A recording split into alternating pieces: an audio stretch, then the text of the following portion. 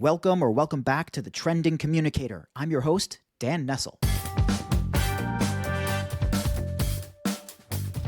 Has the phrase AI transformation become our industry's new synergy? I mean, everybody says it, nobody defines it, and most of us are just hoping we're using it correctly. We've watched every promised revolution fizzle into evolution. Social media was going to kill PR. Content marketing would make agencies obsolete. Digital would democratize everything. But what happened? The tools changed, the fundamentals didn't. We still need to earn attention, build trust, shape perception. It's the same game, just fancier equipment. I'd argue that AI is different because it's not just changing how we distribute messages. It's creating them. It's evaluating them. It's deciding which ones deserve coverage. When algorithms are making editorial decisions and AI agents are conducting their own outreach, we're not talking efficiency anymore. We're talking about ceding control of the narrative effectively to machines. Look, companies are already deploying autonomous AI systems. They call them agents. They're not always agents, but they don't just respond to prompts. They actively pursue communication objectives without human oversight. The question isn't whether this is happening. It's whether communications will shape this transformation or become casualties of it. Today's guest has survived 4 complete career reinventions, driven by technological disruption. He started as a print designer who watched his entire career evaporate overnight when digital hit. But instead of mourning, he taught himself web design, then digital strategy, then social engagement. And by the time he reached Edelman, he wasn't just running digital, he was weaving it into corporate affairs at the exact moment reputation battles moved from boardrooms to Twitter feeds. He helped Dick's Sporting Goods navigate post-Parkland communications. He built strategies for Adidas, Citibank, Toyota. Then he walked away from big agency safety to launch his own consultancy just as generative AI emerged. We talk about timing.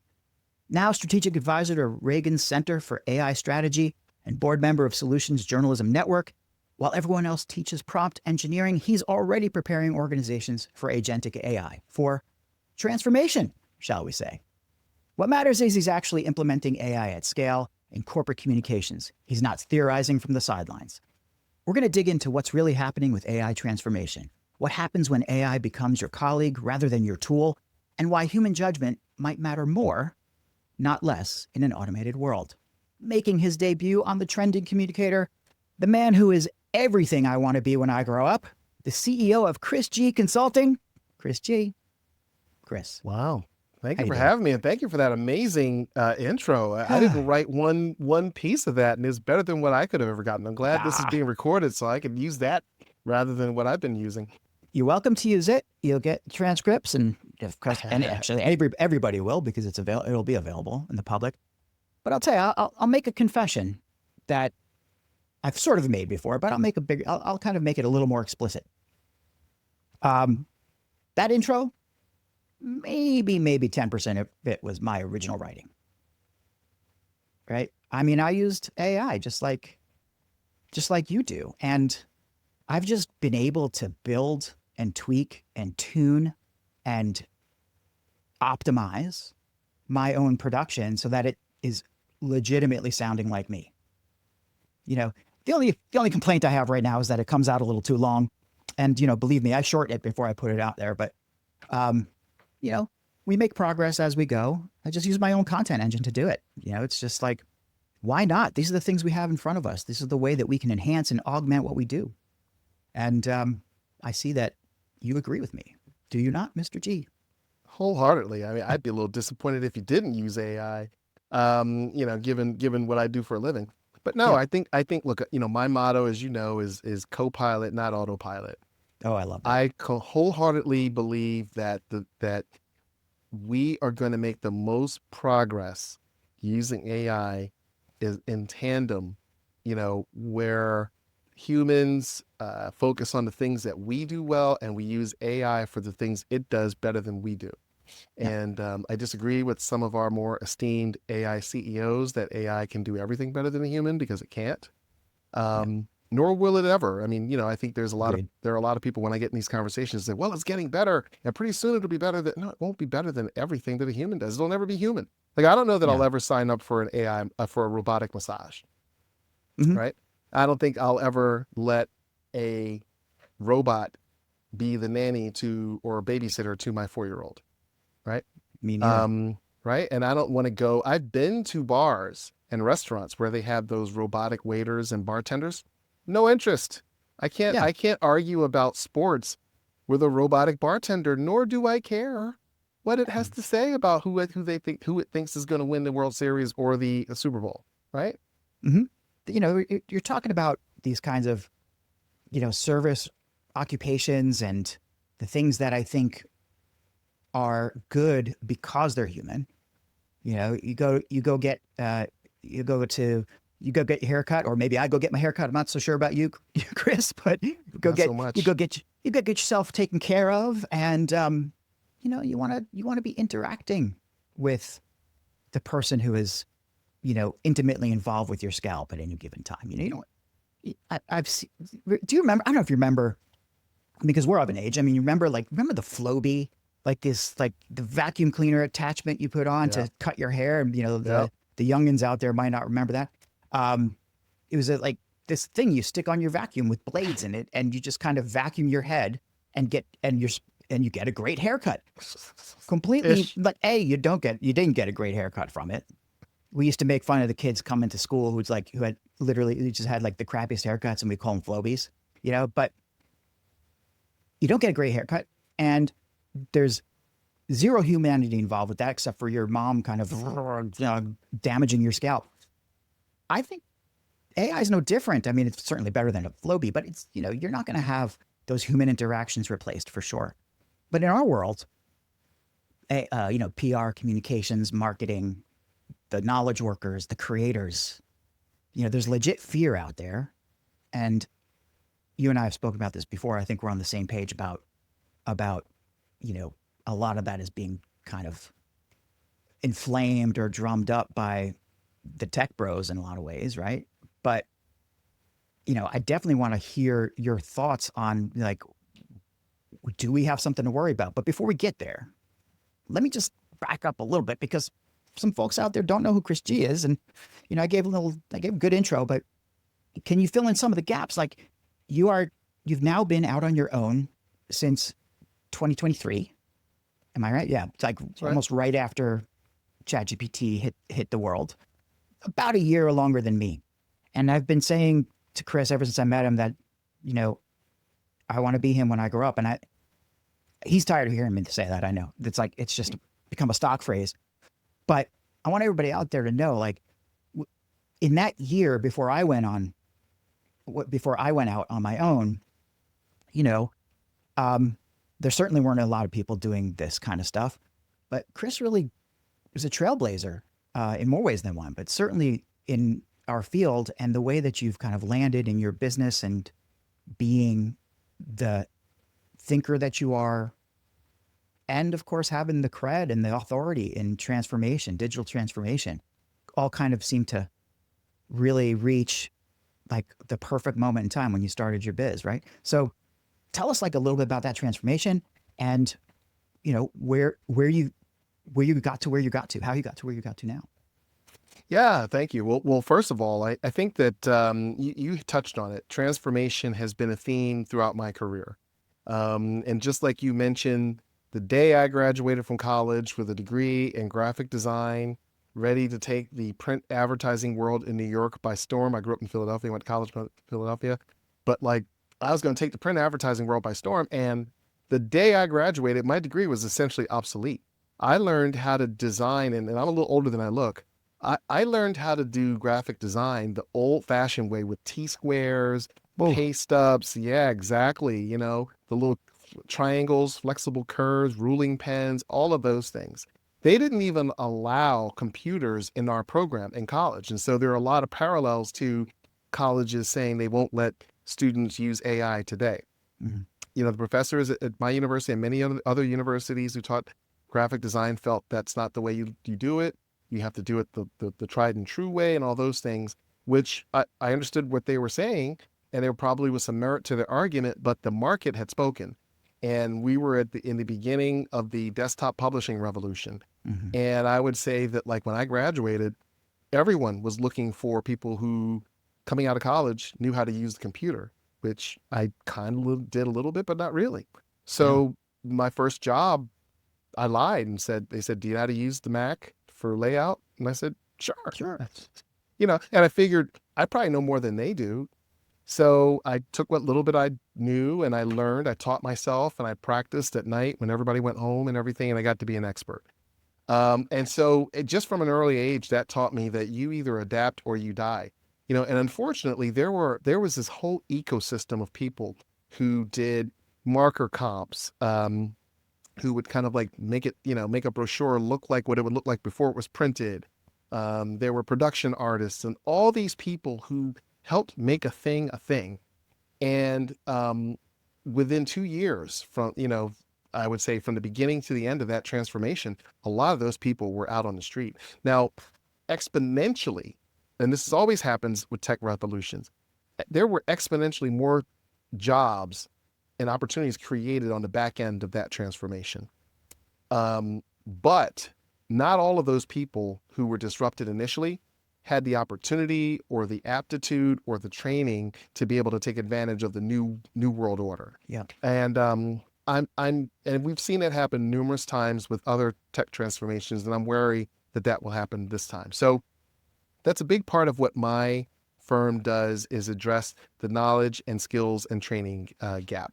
Most of what I do, despite the name of my firm being Chris G Consulting, probably 80% of what I do is more knowledge work. It's training workshops, virtual or in person.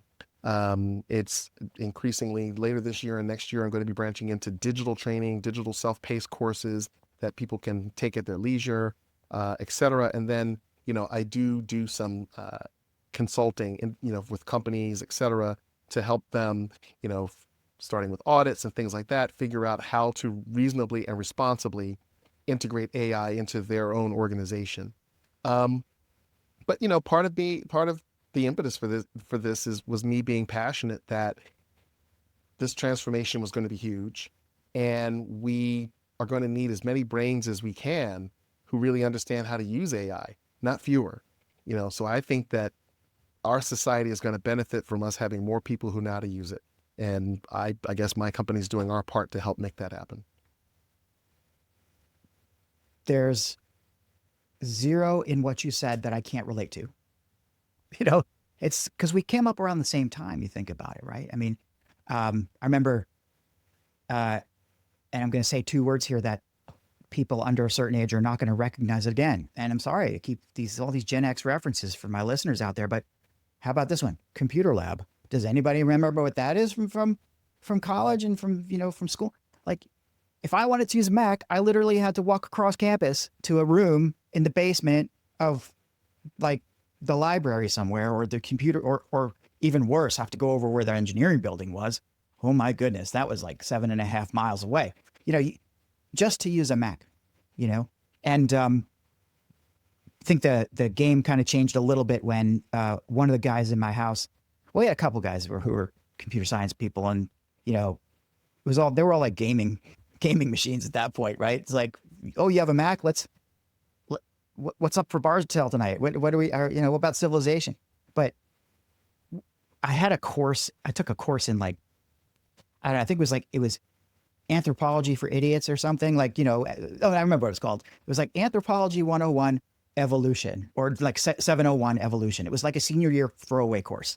And in that course, they asked us to model the evolution of a fruit fly using a Mac. And, we had the software and stuff for it. But, I had experience with computers here and there, but nothing like this. And I remember getting on there and just kind of playing around and figuring out which buttons to hit and which, little snippets of code I had to cut and paste into different things. And then, well, shoot, I had a fruit flies, you can always start with a pair. And you watch how they evolve and morph. And, it was the first kind of exposure to how you can extrapolate really kind of interesting insights from a small computer exercise. And look, I mean, very, very big diversion from, I think, our conversation here. But the point is that, you see these changes in technology, and you see these, you have no choice. You have to cope with the changes in technology. You said adapt or die. I agree. But I think that, I think that there's expectations that we put on people, and let's think about in the comms world in particular, right? Comms and marketing. We have expectations that these folks who are out there working and have been for their whole life are going to suddenly welcome this new amazing technology into their lives, despite being told that it's a threat. But once they get it, once the light switch goes on, well, then you have a team of innovators. Then you have a team of, people with PhDs in their pockets. You do have that. You do have the PhDs in your pockets. I've been thinking though that lately, maybe we're putting too much pressure on people to be innovators, and maybe that's part of the reason why there's a little resistance to adopt. Like, I think there's dreamers in the world, and there's visionaries, and there's innovators, but the most people are followers and doers. And Yep. that's where I think we're falling a little bit flat. I don't know, what's the experience been? What's your experience been with that in your training, and as you start to bring teams up to speed? How are you seeing it play out? Well, exactly that way. And I think that a lot of the headlines around AI are about how companies are frustrated with the relatively slow rate of adoption. And I really think that you're right. I think that a big problem is expectations. Um, I think the expectations were out of whack in terms of how quickly adoption would happen, right? We all have seen the adoption curve, and the first people are the early adopters, the people who had a Segway before anybody knew anything about Segways, or Before people they who before had they went on fire? exactly, the people went out and got Google Glass, so, and all of those things, and are in the metaverse and all that stuff, right? The people who as soon as something comes out, they're the first ones to try it. And then there's everyone else. Then there's the next group of people, and then you have the laggards who, I don't care Mm-hmm. what the technology is, they're always going to be last, right? They're Yeah. the ones who were the last ones that were like my mom, who, that they, they had to tell her, we're not going to give you another rotary phone. We're not going to support you currently. You're going to have to get a touch tone phone. Yeah. Um, and things like that. So I think that those personality types and those cohorts are always going to exist. Mm-hmm. So you're always going to have some people like you, like me, who, soon as these generative AI tools came out, we were right on it. We figured out how to use it, but that's not most people. Yeah. Most people are going to wait and see. And most people are going to wait until sort of the dust settles, and tools that have been tested and are right for mass market and make it easy for them to use AI in the most relevant use cases present themselves. Right now, if you think about it, it's tough. It's like there's a whole slew of tools out there. Everyone has different opinions about which ones are better. You're going to have to put a prompt into the chat bot. Depending on how well you prompt, will dictate how good your output is. And Mm-hmm. most people don't know how to prompt, even people who are using AI every day. So it's complicated. It's almost kind of like, I liken it to where we were with the internet in 1993, right? Oh, good Right? point. Yeah. You're going to be spending a weekend at some relatives or something like that, but you really want to get online late at night when everybody goes to sleep. So what? You got to go down to Barnes and Noble. You got to go get a PC Mag. You rip open the plastic. You get that CD-ROM for AOL, American Online, right? It's expensive. Plug it into your computer. Oh God. And you've got mail, right? And it was complicated to get online. It was hard to find anything. There were a million search engines before it all settled, right? Remember Alta Mm-hmm. Vista and I Excite sure and all do. those things? So it took a while before Google kind of like emerged from the pack. It took a while before getting onto the internet just became as easy as 1, 2, 3. Right Yeah. now, if I come over to your house and I say, hey, can I get your Wi-Fi? Dude, we can practically bump iPhones, right? Yeah. You can share your password with me. I don't even have to ever see what the password is. So, it took a while for, I've read anywhere from 5 to 6 or 7 years for the internet to really reach a certain level of adoption. Yeah. And I think that the expectations were that AI, because it's so much more powerful, would reach a certain level of adoption sooner. And I don't think that took into account that those personality types we talked about that make up the adoption curve are still there. And it still represents most people. Most people are not early adopters. Yeah. So I think that's one thing. And then you touched on the other thing I think that's really hindering adoption, which is the fear. A lot of, there's been a lot of talk and a lot of predictions about AI will anywhere from by this time next year to in the next 5 years, just decimate entire sectors or all of the white collar jobs, or depending on some of these AI CEOs, all jobs within the next five Yeah. to 10 years.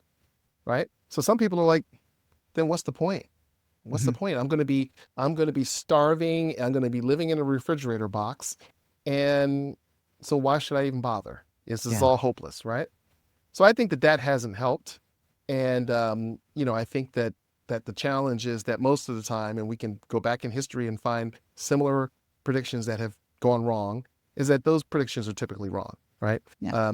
Again, going back to the internet boom, I remember, and I'm sure you do too, the predictions back then were this is a new economy, and brick and mortar is dead. Everyone's Right. going to buy everything online. How'd that work out? I just went to a brick and mortar this morning, Yeah. and Turns I out buy a people lot like of to stuff touch online. stuff. Yeah. Sometimes you need to. Sometimes I didn't get my act together and I really need this particular product today. Yeah. I like to touch things, or I want to see a variety of things, or whatever it might be. Or I just feel like going into a store. I want to be around people, right? I'm Yeah. tired of sitting in my apartment, whatever, any one and all of those things. But I think the reality is it's always going to be somewhat more nuanced, right? It's never all or nothing. You and I are probably a 5 or 10 minute drive away from being able to go send a telegram to someone, Yeah. Right. right? That's right. Or a Yeah. fax. So nothing ever Yeah. completely goes away. I think what we're realistically going to see is there will be an initial period of disruption. There always is, just like I mentioned about the desktop publishing boom. But I do think that there are going to be exponentially more opportunities on the other end. And then one other thing I'll say, Yeah. and I brought this up when I was doing a talk recently about this, and there was conversation about will AI eventually take all jobs, and I threw out three numbers, and those numbers are 70, no, 17, 70, and 0. 17 is 17 trillion dollars. Yeah. That Mhm. is what the American consumer spends per year. Wow.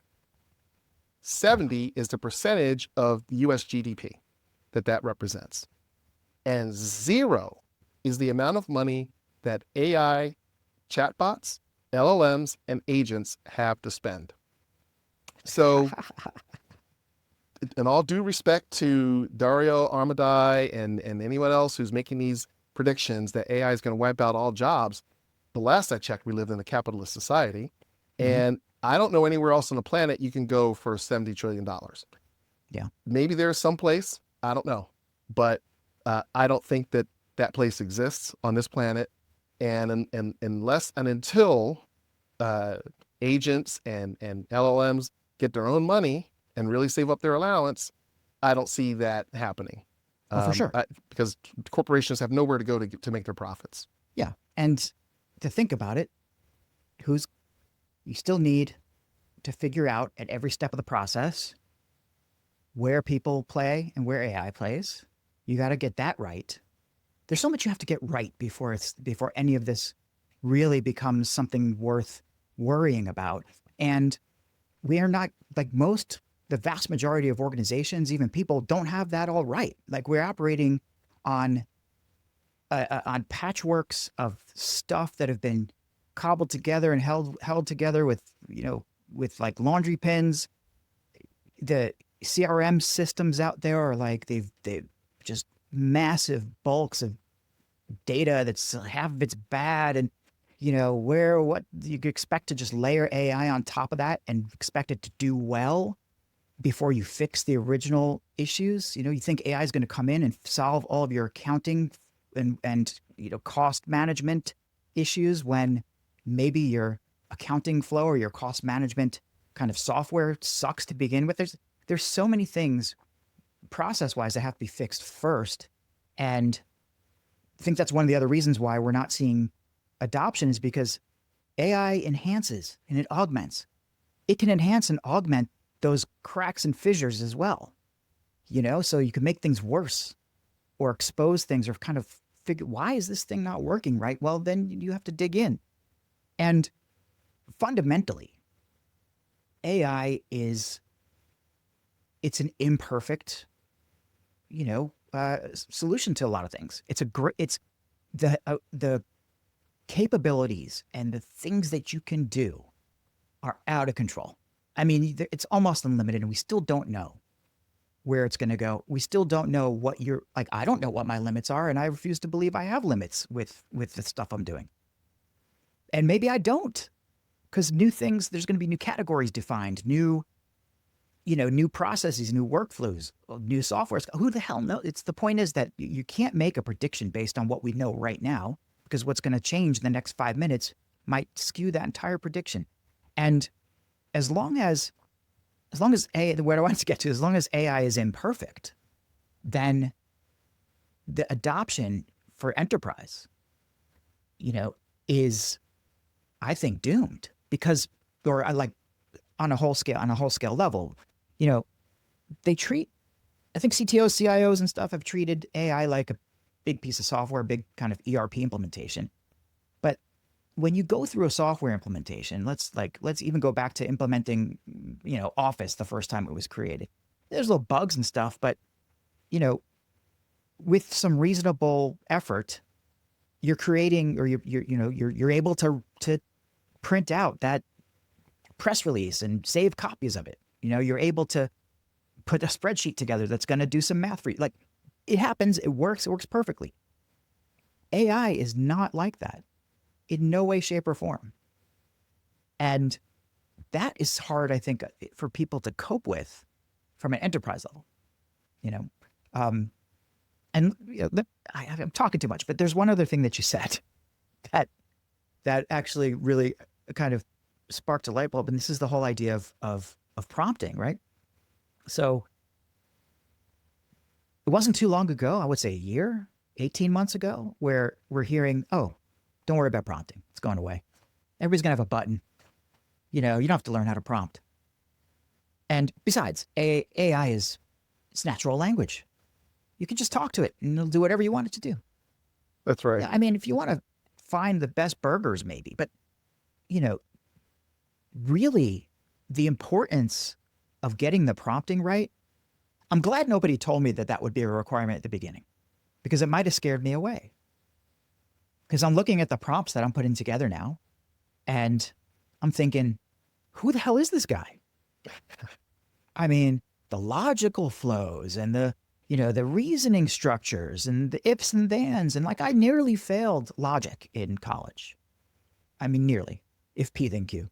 But that's what this is. And I love it. I mean, I absolutely love it.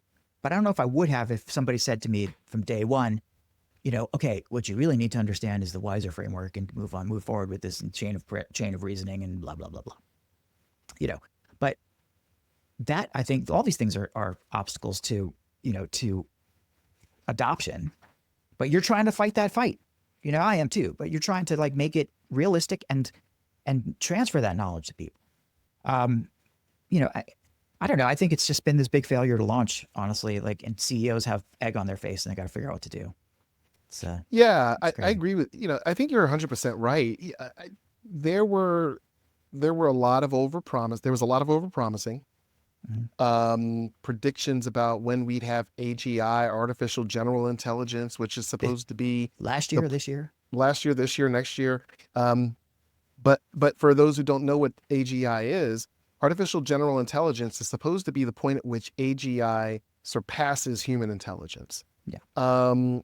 And I think that, listen, the promise of that was that once it gets to that point, it will be able to do everything that a human can do better than a human can do it. Now, there are a lot of problems with that statement.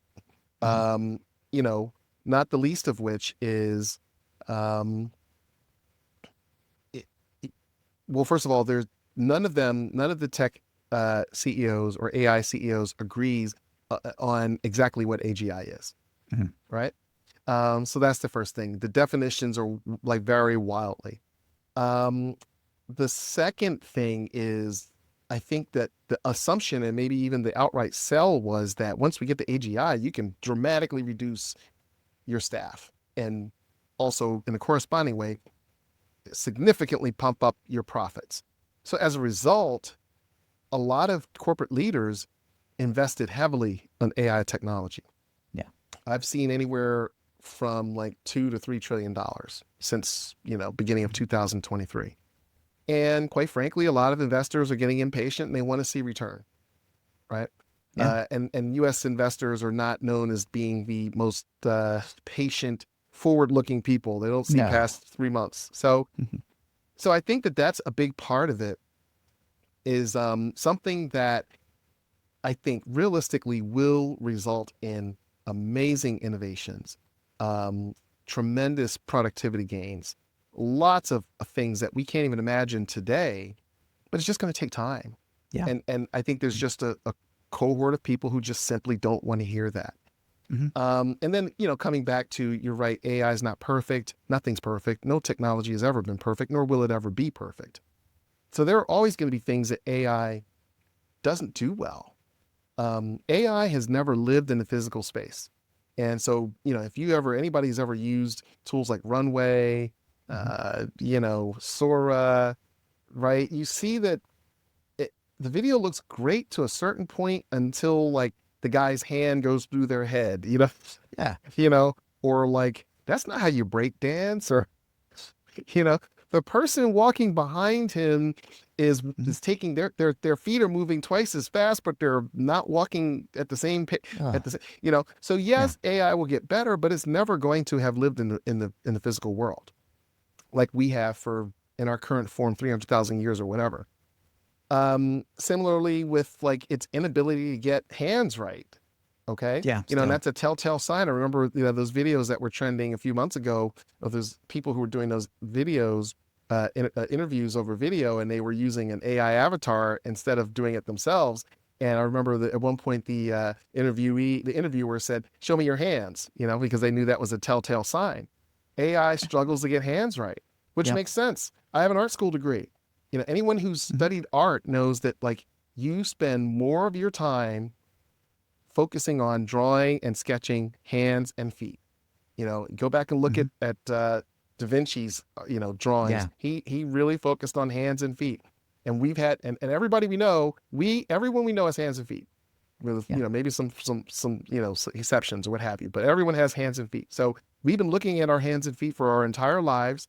We've been looking at other people's hands and feet for our entire lives and for our entire existence in humanoid form, and yet we still have to study that as artists more than almost any other body parts because they're so intricate, and we may not be able to accurately depict them, but we know when they're not right instantly. Yeah. You can spot when, it's easy to spot In a a hand second. with 6 fingers on it, right? Oh yeah. So Yeah. or 4 knuckles. So it's listen, and people keep the counter argument to that whenever I say it is, well, it's going to keep getting better. It's going to keep getting better. Yeah, but it's never going to be perfect, right? So Yeah. that's always going to be something that a human does better than an AI. It just Yeah. is. So I think that like, the minute we start to orient our expectations to be more realistic and say, let's use AI. It does a lot of things that we don't do well. Let's use it for the things we don't do well. And you know what? It's probably always going to suck at some things that we're Yeah. going to be better at. And that's okay. Unless you happen to be one of these CEOs who promised their board that they were going to get rid of 50% of their employees and maximize profits by the end of Q4 2025. Yeah. Those, and that's what we're seeing a lot in the employment sphere, especially. You know, just thinking about this whole idea, let AI do things. AI do the things that humans aren't great at. The other part of it is let it do things that you're not great at, which makes you great at them in some ways. Like you'll find connections and you'll see things that you were never able to do before. And well, for lack of a better word, create new shit. I mean, you'll be innovating. You know, somebody would told me a year ago, that I would put together, these really interesting web scraping tools that grab sources and pull them into another thing so that I can create incredible content, I'd be like, "What are you smoking? Like somebody design the app, please, and then I'll use it." But nobody's designed the app. I'm like, "All right, well, maybe AI can help me," and it sure as hell can. And I was talking to a real bona fide programmer coder, somebody who really cut their teeth on building financial applications and like then going into gaming and all these kind of really cool stuff. And boy, this person knows everything there's about coding. And they did say that vibe coding is a joke, right? Like you shouldn't be relying on this sort of anybody can code thing to use AI to just build scalable apps or scalable solutions. But for somebody who doesn't know anything and just starts to put some stuff together at the small scale, it's revolutionary. I mean, you and I have talked about this before. Like, if you want to you did a fitness tracker. I mean, who's that going to hurt? That's not going to hurt anybody. Do your fitness trackers. By all means, go code, do a fitness tracker. I mean, I want to work with a real developer when it comes time to building an infrastructure for my service that is going to make sure that people's payments get the right place they need to go to and it's tracked properly and all that. So granted, but the thing is, right, with all these extra capabilities, what constitutes a job and what constitutes like a skill set can't be put in a box anymore.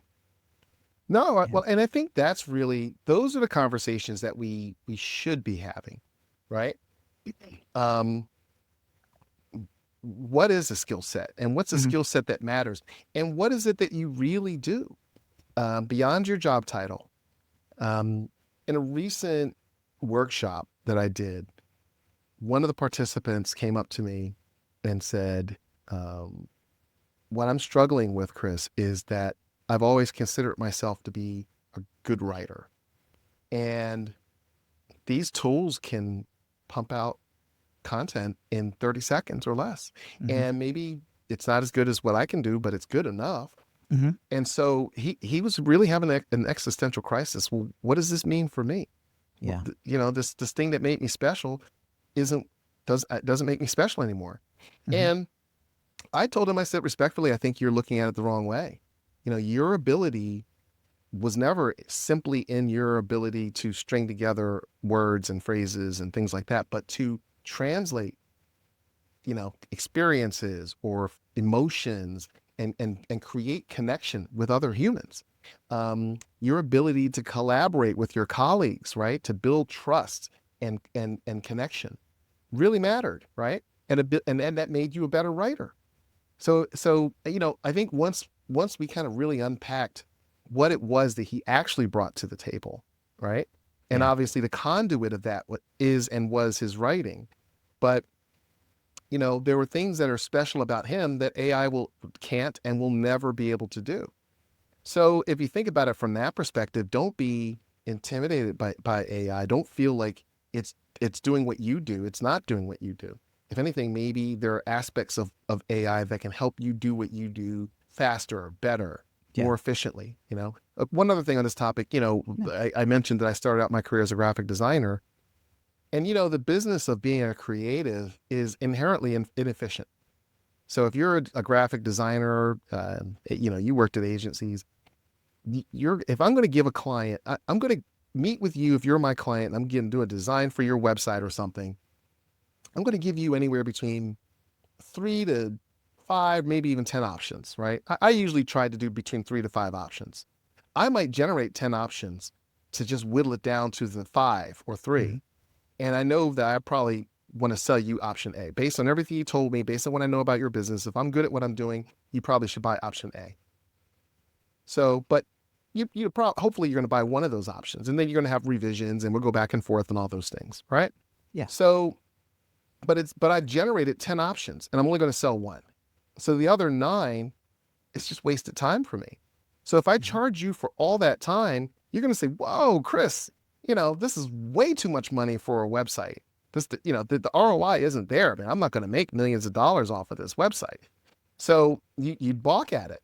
So, to me, I think that there's potential for the creative community to be able to accelerate the creative process, right? Maybe I can get some variations, show you that maybe you don't want the hero photo on your website. You've said, hey, we've got the New York skyline behind you and you want to have the London skyline instead. And I think that's a crazy, stupid idea, but I've got to burn 4 or 5 hours in Photoshop just to mock that up to show you that you were wrong and you don't want that, right? Maybe I can do that in a fraction of the time using Adobe generative fill, a Yeah. generative fill in Photoshop. So I think that there are ways that we can use AI to help us do what we do and maybe do it more efficiently without taking out the human touch. We still have human designers. Because, look, if I'm redesigning my website tomorrow and hiring a designer, I know that I can go on Lovable, which I love, Mhm. is a great tool, and vibe code a pretty decent looking website. Yeah. But if I have something very specific in mind, or I don't have something specific in mind, I want them to translate for me the problem into a visual solution. Yep. That just isn't something that AI does well. Not certainly for when it matters, No, right? I mean, you no. said earlier you talk about your friend with the AI can write copy that's good enough. I mean, it's good, right? Sure. Like, why should writers be wasting their time like coming up with 3 lines for a Google ad or for the latest you know pharmaceutical disclaimer slop, right? Like, there's what a disaster that would be as a writer. I mean, if I'm sure you make good money, but is that how you want to contribute and be creative? That's not creative. That is just compliance. And where if AI can do all that, and then you can swoop in at the end and check off all the boxes and make sure everything's good, well, then what you have all that other time, and there is this myth that AI frees you up to do other things. I will guarantee you, the nature of work is to expand. You will not have time. It just won't. I have AI doing all kinds of stuff. It is never a problem to fill the time with with whatever else I have going on. Granted, I am all over the place and I have a lot of stuff going on. But if I was, even if you're in corporate comms, or you're a marketer, just the nature of your job. Okay, you've been copywriting. Well, AI does some of that stuff better, or does it good enough so that you don't have to bother with that anymore. Well, what's the better that you can do now that is going to actually create new value for your company, for your team? Bring it, right? You have a great chance.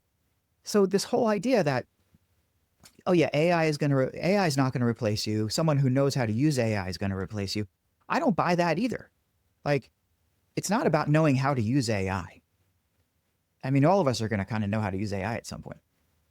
I think it's really about, you can be replaced at any given time for anything if you can't create value. Yeah. So stop thinking in 100%. terms of somebody's going to come for you. It's a victim mentality.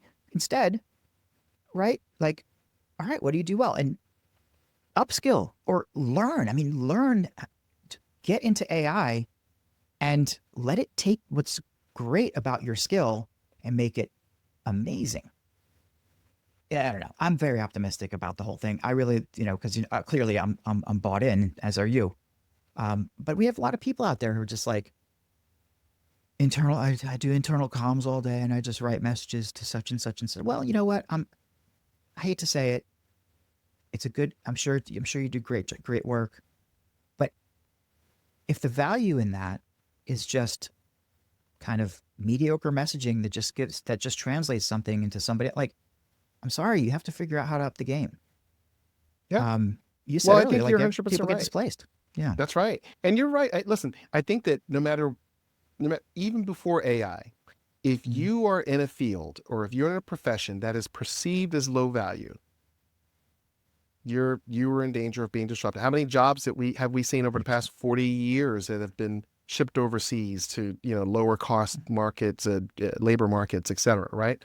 So that is, and it's not even just the past 40 years. The Mhm. pursuit for more efficient, cheaper labor, for tasks that are perceived as lower value or lower impact has been going on for quite some time.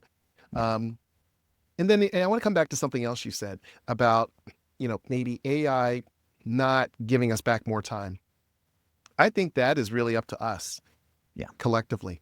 Right now, the conversation about AI in corporate America has almost exclusively been around efficiency gains.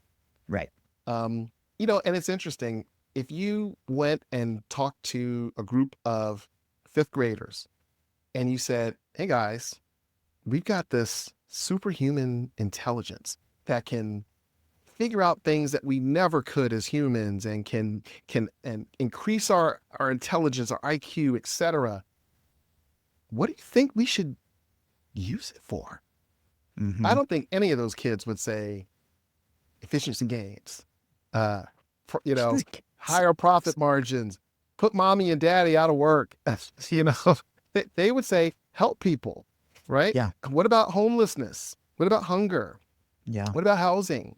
How about mommy and daddy don't have to work as long, right? They would say things like that. How about people don't have to get sick? So I think that most of the conversation has just been around the wrong things, rather than the conversation in corporate America being simply about efficiency gains and maximizing profits. And I have no problem with profits, you either. Yep. But we could also be having a conversation about a 4-day work week.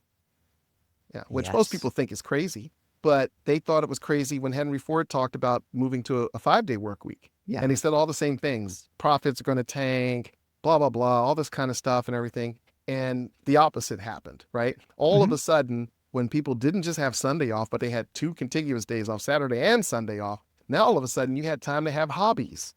Yeah. You had time to go out and spend that money that you made, right? Yes.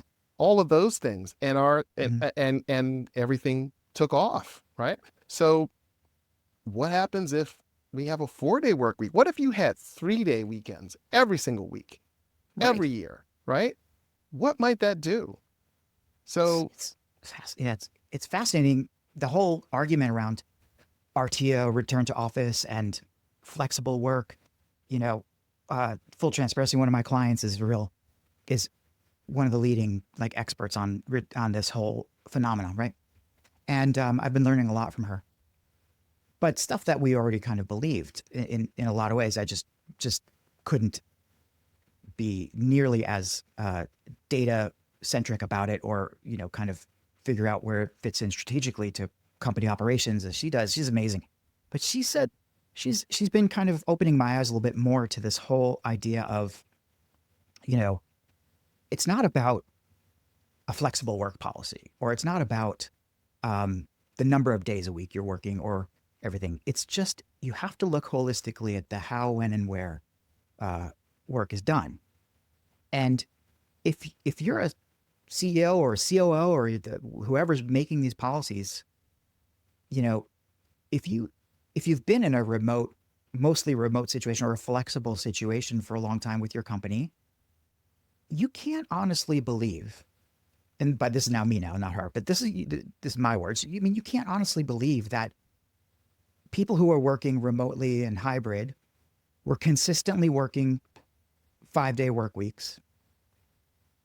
I mean, sometimes we were working 7-day work weeks, but sometimes there were weeks, and I fully 100% admit it now that I'm no longer working for any of these companies, but sometimes there's weeks where you're like, you know what? Maybe if I add it all up, 3 full days, Sometimes there's weeks like that. 100%. Yeah. So, I mean, we need to be very clear about what you need to do to get the work done, and whether the work you're doing is the right work to be doing. And, and AI fits into all this. How, that's like these questions have to be answered before companies start to decide, hey, guess what, everybody, you now have Copilot, go nuts. Like, you and I could talk about Copilot till the cows come home, I'm sure. And, because, hey, not a fan. But if that's all you got in a company, there's great things you could do with it, right? I mean, there's certainly things. So anyway, I mean, it's a there's no answers yet, but I think you and I are both firmly on the get fully loaded with AI, get your skills up, and kind of expand your world and enhance and augment what you're doing. Team. Now, I thought that having the legendary Chris G on the call here on the podcast, we would geek out a little bit on AI, and we've certainly talked about the big issues, which I think are critically important, especially somebody like you who's inside, advising and transferring knowledge where it needs to be transferred to, and just understanding where the gaps are and where the literacy problems are. But now let's kind of turn a little bit and say, how are you using AI, Chris? I mean, like, you're one of the people I look to when I want to think of, like, I wonder if I could automate this, or I wonder if there's kind of an interesting way to come around this, or do what tools should I be looking at? You're definitely one of the go-tos in my book. And full transparency to my listeners, or to our listeners here, is that I've had a few conversations with Chris over time where we just sit and talk about, hey, check out Replit, do this, go on N8N, these things. But for the benefit of us all, what should people be doing right now, and what are you doing with AI, and without painting such a wide chasm between the kind of early adopters like you and like me, and the rank and file of people, what should people be doing right now? Yeah. So two good questions. Well, so for one, I'll answer the last one first. What should people be doing right now? Just start experimenting. I suggest that people, if they can, upgrade to ChatGPT Plus or one of the other paid versions, because then you can toggle off the setting that trains the model, and that frees you up to put things in that you wouldn't want to put into the free version that's going to train the model. Wait, hang on, Chris. Can we just kind of nail that point a little bit? Yeah. Because one of the biggest fears is AI is going to steal all my stuff. Yep. Right? Simply not the case anymore. That's right. If you know what settings to change, right? That's right. So, you've got to, and some of they all work a little differently. So some of them, the default is that setting is on, even if you have a paid version, and you have to go find that setting and turn it off, right? They're a little cheeky about that. Yeah. And others, it just comes, when you have a plus version or a subscription version that you're paying for, that it turns off. So you really have to check with your provider or whatever, but there's always a way for you to check and see if the setting for your AI tool to train the model is on, and you can turn it off. If you're paying, though. If you're not paying, I think there's a tacit agreement that, hey, look, we're giving you this for free. It's costing us a ton of money, to run it. And as payment for that, we're going to take your data and it's going to go where it's going to go. So I would say that upgrade to the $20 a month if you can swing it, and start experimenting. Move beyond. I think there's probably most people who are using AI are still just using it for massaging and softening their passive aggressive email, which I think is a very good use case, by the way. But I would say that you brought up when we talked about me creating a fitness tracker. Yeah. I used a vibe coding tool called Replit to basically, and I put in, here's the type of exercises I do on a weekly basis, and here are my goals. And then I also put in, I do a meal prep delivery service called Territory Foods. So I took a snapshot of my menu and said, why don't you create a workout for me for X number of days, and create the logic so I could go in and toggle, this is what I did, and this is how many reps and all that kind of stuff. And then also pair it up with my menu and say what I should eat for lunch and dinner each day, right? And it did that. And it also has my macros and all of that kind of stuff. I didn't have to write one line of code. Now, some people hearing this might say, oh my God, well, programmers are screwed. Well, not quite so much. Yes, I was able to create it, but it wasn't instantaneously. It's not like I did one little prompt and all of a sudden this really kind of cool tool came out. I had to do a lot of troubleshooting, So yes, you can do vibe coding without code. No, you will not be, it will not, you will not easily be able to create the application you want if you don't know anything about code. I will tell you that much. Yep. So I think that these vibe coding tools are most powerful in the hands of who? A programmer, Exactly. because when Yep. you run into trouble, you're going to know where to look. And when you're trying to do things that are more advanced, you're going to know how to prompt it, right? So that's one thing. Try to start doing more things. Travel, right? Some of these agents that are out there for people to use, I would say most of these agentic marketplaces like Relevance AI and others, some of the prefab agents that are already existing, there are a bunch for the most common use cases like travel, dining and Hmm. entertainment. I know that Copilot has a marketplace, and I think there's some that are in there too. There's some others. Um, Next time you're looking to plan a trip, that doesn't mean you have to use AI to do it, but see what AI Yeah. comes up with in addition to what you come up with on your own. Or if you're getting together with a group of people, and I've done this with it was then called the operator, now called OpenAI agent, but Right. the OpenAI agentic tool.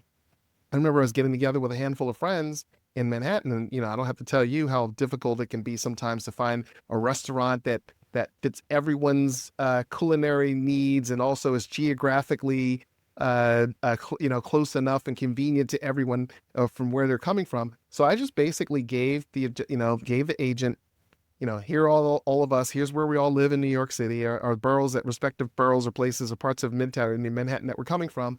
So find me a central area. Here are the cuisines that we kind of like, and go. And it came back with a bunch of recommendations, some good ones. And I picked one and said, okay, go ahead and make a reservation there for my group of people. And it did. I had to log in. It gave me back control. And I Hmm. logged in, put my credentials for Open Table. Then I gave it back control and it made the reservation. So I would say try some of those things. Yeah. Try to go beyond whatever it is that you're doing now and do something a little bit above and beyond and just push the boundaries. Don't necessarily think right away like, okay, how can I do this for my job or create this budgets or whatever it might be. Um, think small and then build from there. And I think that's the best way to build your confidence, your knowledge. Hmm. We talked about this before. You'll learn way more about prompting, right? Oh, yeah. Um, just through trial and error and maybe a little bit of reference or courses or things like that. But I think that those are a couple of things. Just push the boundaries a little bit, and do it in a low cost, low stakes manner. That's the first. And then I think, your first question, how am I using AI? Hmm. Well, I already named a couple of use Couple cases things. there. Yeah. But also, for my business, I use AI um, a couple of ways that, one that's not too advanced is obviously it's really helped, and you referenced it, your tool. It's really helped me with content creation. Hmm. Um, it doesn't write for me, but it helps accelerate my ability to come up with to get past that blank piece of paper, right? So let's say, for instance, like a lot of times I'll think about content for a blog or for a LinkedIn post or something else. Of course, same with you probably. Inspiration hits me when I'm in an Uber Yeah. Or shower or or something. a Hmm. shower Yeah. or at a party or with some friends or something like that. Oh, that'd be a good idea for a piece of. So I'll tap out just a few notes, on my Evernote on my phone, and then when I get to my computer or whatever, or sometimes I'll do it on my ChatGPT on my phone. I'll go into a chat that I've created, now a project, and I have a custom GPT too. But just to keep it simple, I'll go into Hmm. the chat that I've created for thought leadership, where I've given it all the examples of my best LinkedIn posts or my best blogs or whatever, and told it what I want to sound like, right? Yeah.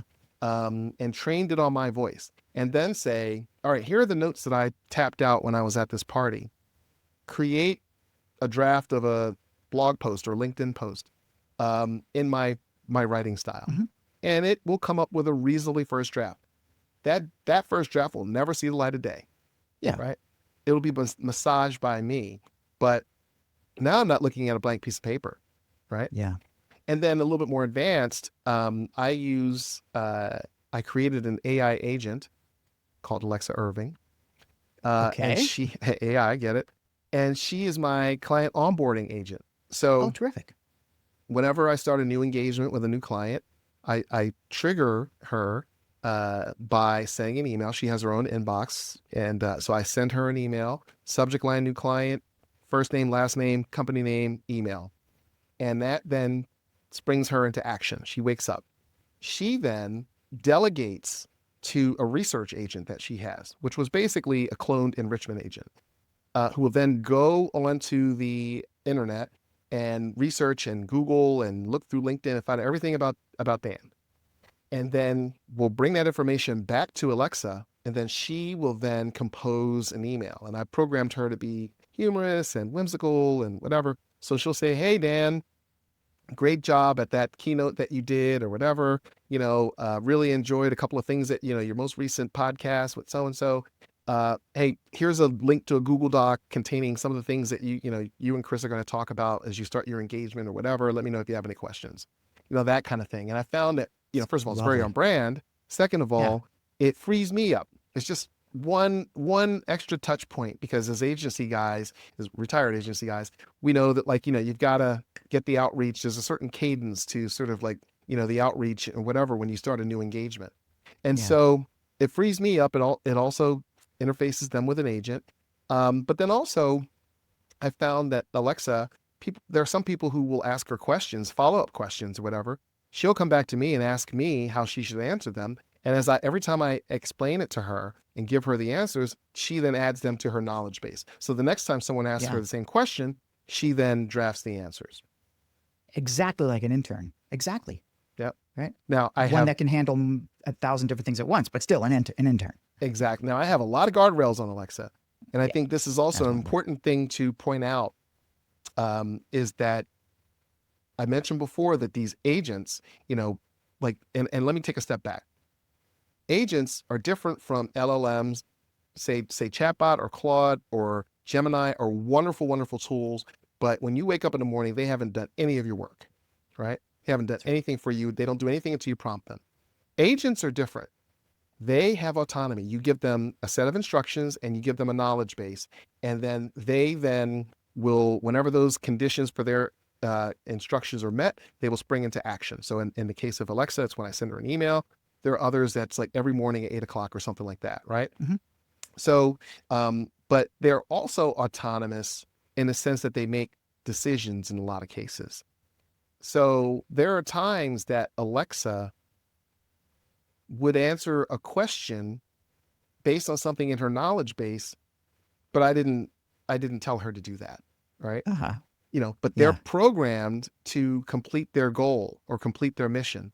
So she's going to try. So if I didn't have guardrails, I have the settings set up that I have to review everything she says before, or she writes before it goes to the client, right? And that's just to protect me. Smart. So I spot some of these anomalies sometimes, and no, you're not supposed to say that. And then at times I'll have to go in and then update her instructions. Like, don't do this unless asked. Don't do that unless I tell you to. You are not to share X, Y, and Z information under any circumstances, whatever it might be, right? So, to come back into prompting, you're always going to have to know how to prompt, even with agents, because they're going to learn and they're going to continue to grow, and you're going to have to continue to put guardrails in there. So for companies who think that they can just get rid of humans and use all these agents and save all this money, are in for a world of hurt.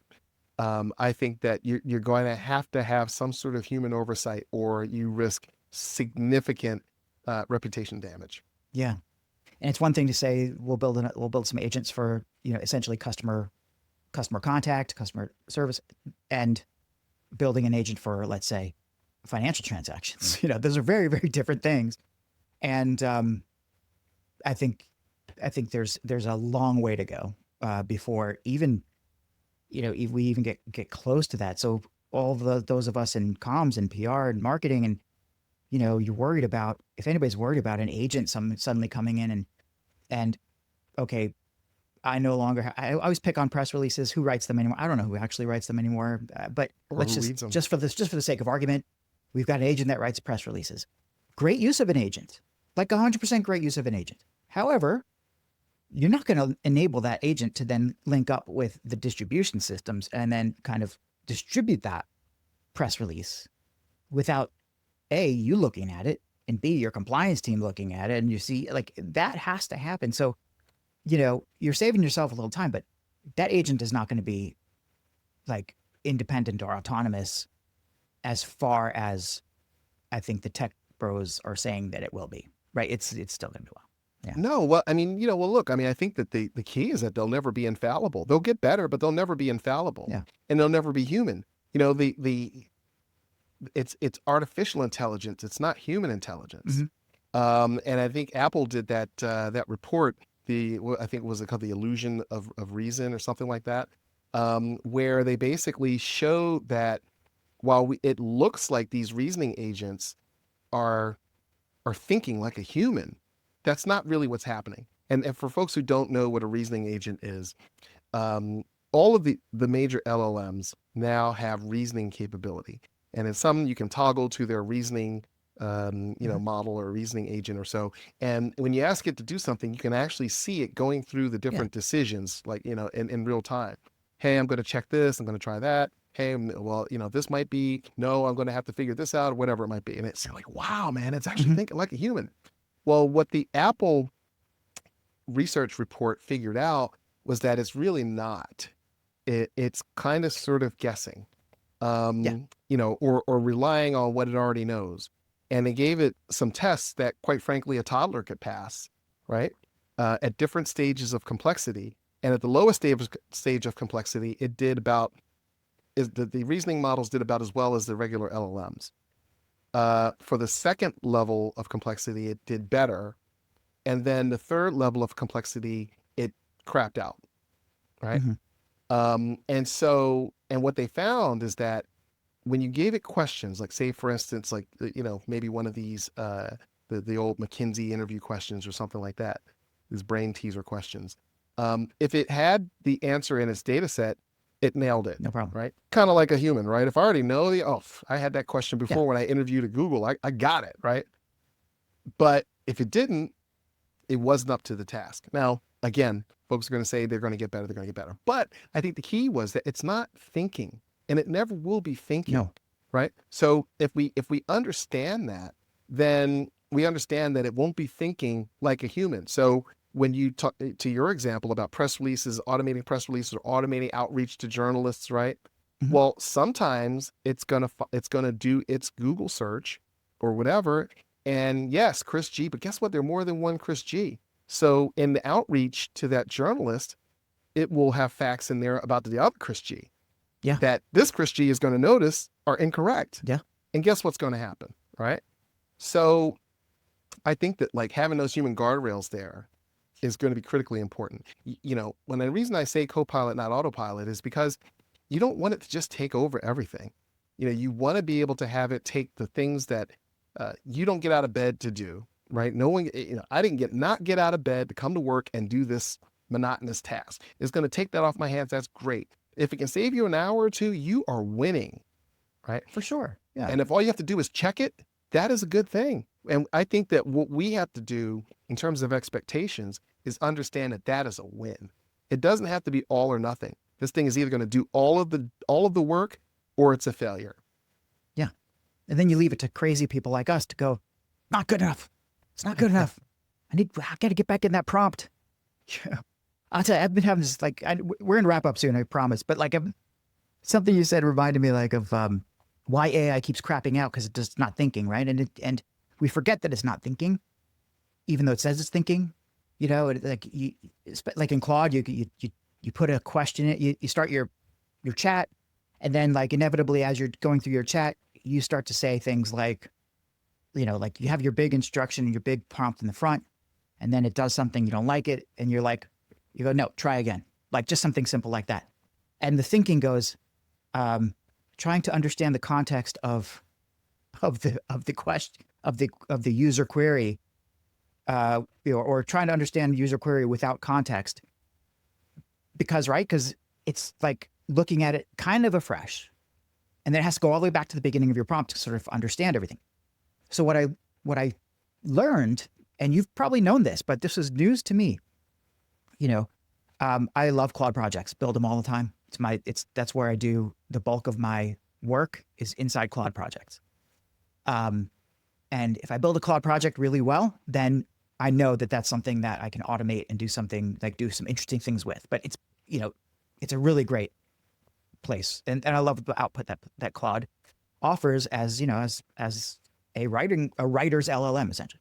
But anyway, going through Claude, in a Claude project, for those of you out there who don't know, you basically, you give it system instructions that's like serves as your table stakes prompt for everything that you're going to do. Gives it the kind of the rules of behavior, and you give it a description that gives it tells it kind of what its role is. So you have this kind of really expansive role and what its job is and how it's supposed to behave. And then you upload all sorts of context, like additional documents and things like this that, it's supposed to be able to reference really fast. Now, I was under the impression that when you put in your instructions something like, hey, refer to these documents in your resources before you answer a question. I was under the impression that it would do that because that's what I told it to do. And then when it didn't do it, I'd be like, you must answer this. And it still doesn't do it all the time. And then I was like, all right, I'm a little frustrated by this. I mean, I can't get too upset because it really doesn't understand what I'm asking. It doesn't know anything. It's making some pattern match. So what's the deal here? And finally, I got it in my head to finally ask Claude itself. Claude, how do you work? Tell me why you're not answering what I'm asking in the Claude project in specifically. Well, that's a very good question, I said. We don't, Claude doesn't always, or I don't always answer the prompt with the resources because there's a hierarchy of the way that it accesses information. And the hierarchy starts with what does it already know, right? What's already built into the LLM. So it's going to determine from your prompt what the context is, what the semantic relationships are, right? What the context is. And then it's going to choose its best possible way to satisfy your request based on the contextual relationships, the relevance between what you got in your prompt and what it knows about everything. It's not even going to look at your resources first because if it can answer from there, that's where it's going to answer from. Oh, I thought, well, shit, I can't. That changes. Oh, I thought, well, shit, I can't. If we're not answering, it gets to the resources sort of last. So it told me that what I really need to do is really make sure that the instructions tell it, here's where you go first. And keep in mind that as you chat with Claude, and the same thing goes for other LLMs too, and the chat gets longer and longer and longer, so it will always still prioritize what it knows. Sometimes it forgets, kind of. Where you if you start off the chat and it's all ready to go, it has understood all of your documents, it knows your protocols, it knows your frameworks, knows your templates, it's going to do exactly what you want it to do. 6 or 7 iterations in, where's the template? What happened? So you got to stop and you got to remind it, right? So this is the way it's like dealing with a 6-year-old with serious short-term memory and ADHD that knows everything, but you got stay on track. And I just learned that the other day, and I was like, okay, that opens up a lot of things. So now I have that creates a whole nother layer of stuff for me to tinker with. But it is never perfect. And the prompting is critical. So, I'm doing more prompting training these days, or showing people how to prompt. And meta prompting is like the savior to everything, where you ask the AI how to build a prompt based on the prompt that you want. And it is it's just been a great education and amazing myself with where I'm going with this, but also thinking, no wonder people aren't adopting.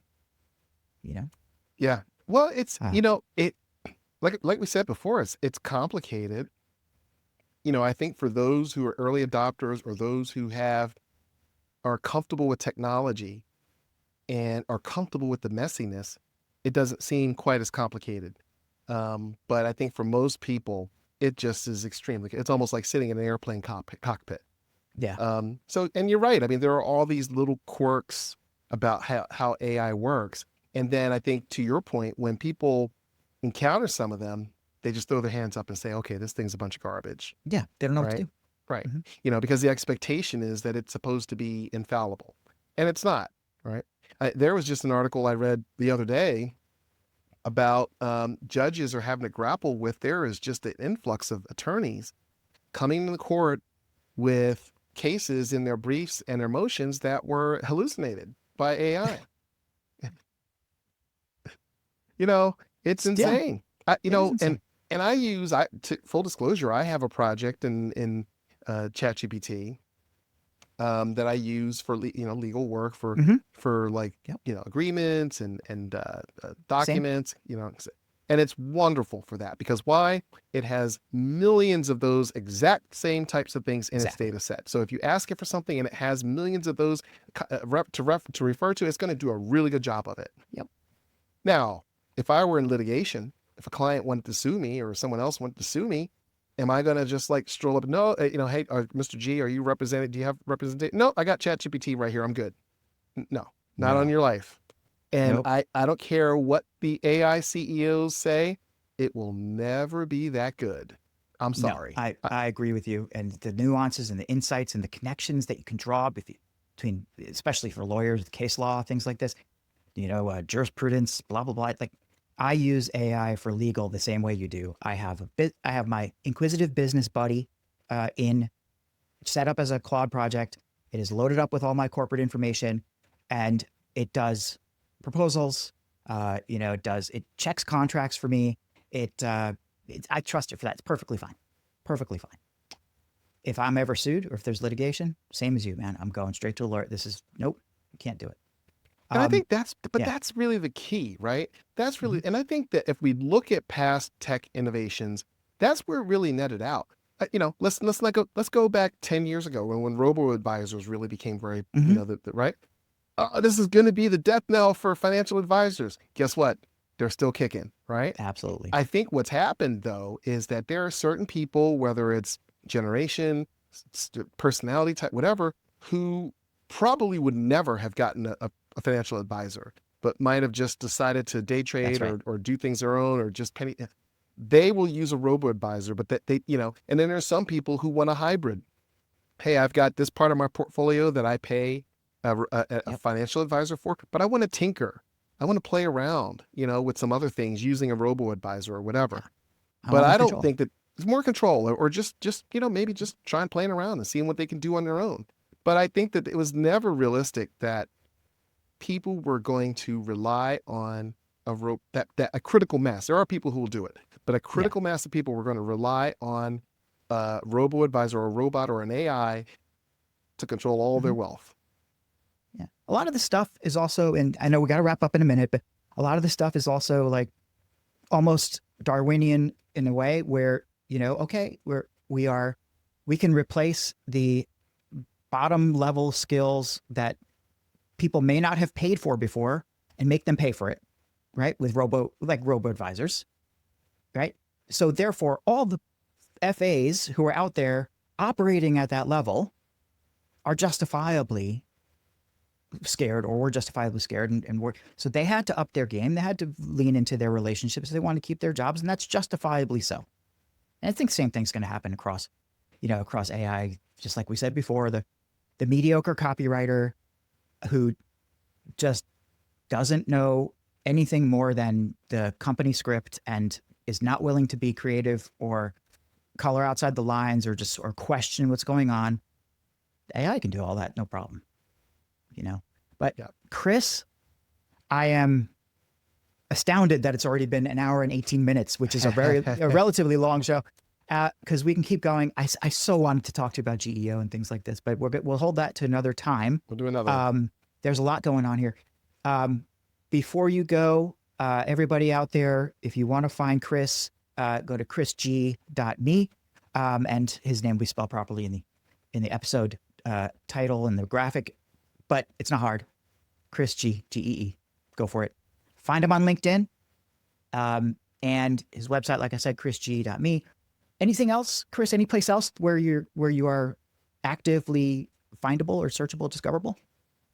that's pretty much where they can find me. I'm branching out. I'm starting to, for 2026, I want to take my YouTube channel a little bit more seriously. Hmm. So, I'll be soon be having links to that on my social channel on LinkedIn and also on my website and everything. But right now, my main playgrounds are my website, and also my LinkedIn, and also I would say, and you can find us on my website, my newsletter. Oh, Every right. The Saturday I killer do a newsletter. prompt of the week.